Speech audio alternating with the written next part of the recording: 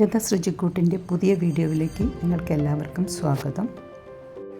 ഞാനിന്ന് കോൺ ഫ്രൈഡ് റൈസാണ് ഉണ്ടാക്കാൻ പോകുന്നത്. അതിനായിട്ട് ഞാൻ 1 കപ്പ് ബസ്മതി റൈസ് എടുത്തിട്ടുണ്ട്.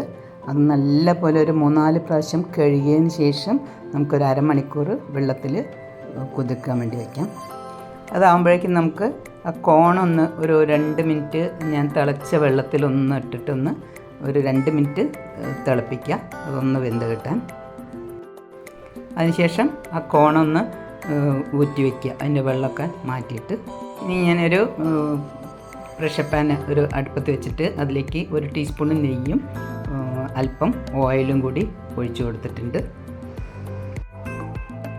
ഇനി അത് ചൂടായ സമയത്ത് ഞാൻ അതിലേക്ക് 2 പച്ചമുളക്, 1 ടീസ്പൂണ് വെളുത്തുള്ളി അരിഞ്ഞത്, പിന്നെ സ്പ്രിംഗ് ഒനിയൻ്റെ ആ തണ്ട് ഇട്ടിട്ട് പിന്നെ അതിലേക്ക് ഒരു സവാള മുറിച്ചതും കൂടി ഇട്ട് കൊടുത്തിട്ടുണ്ട്. നല്ലപോലെ ഒന്ന് വഴറ്റിയെടുക്കുക.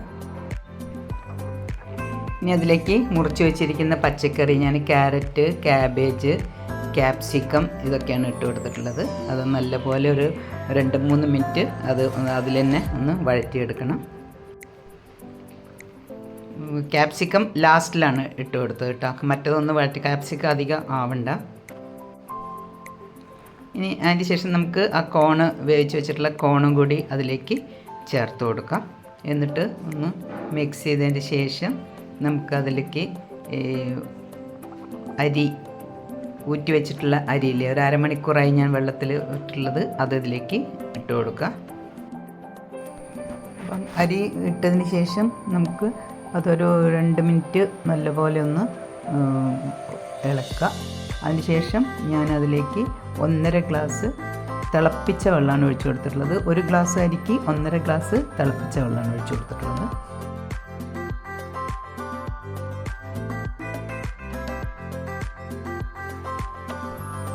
ഇനി നമുക്ക് അതിലേക്ക് ആവശ്യത്തിനുള്ള ഉപ്പും കൂടി ചേർത്ത് നമുക്കതൊന്ന് ഇളക്കിയതിന് ശേഷം അത് അടച്ച് വെച്ചിട്ട് ഒരു വിസിൽ വരുന്നത് വരെ നമുക്ക് വെയിറ്റ് ചെയ്യാം.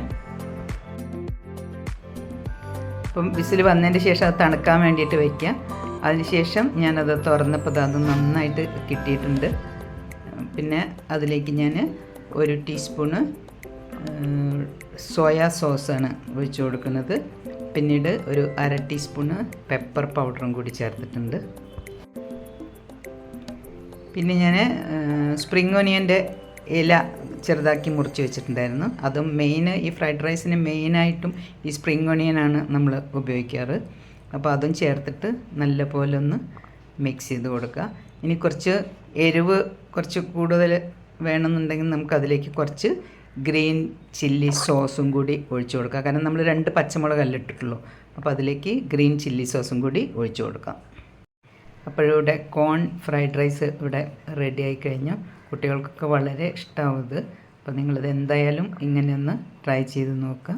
എൻ്റെ വീഡിയോ ഇഷ്ടപ്പെട്ടിട്ടുണ്ടെങ്കിൽ ലൈക്ക് ചെയ്യുക, ഫ്രണ്ട്സിനും റിലേറ്റീവ്സിനും ഷെയർ ചെയ്ത് കൊടുക്കുക.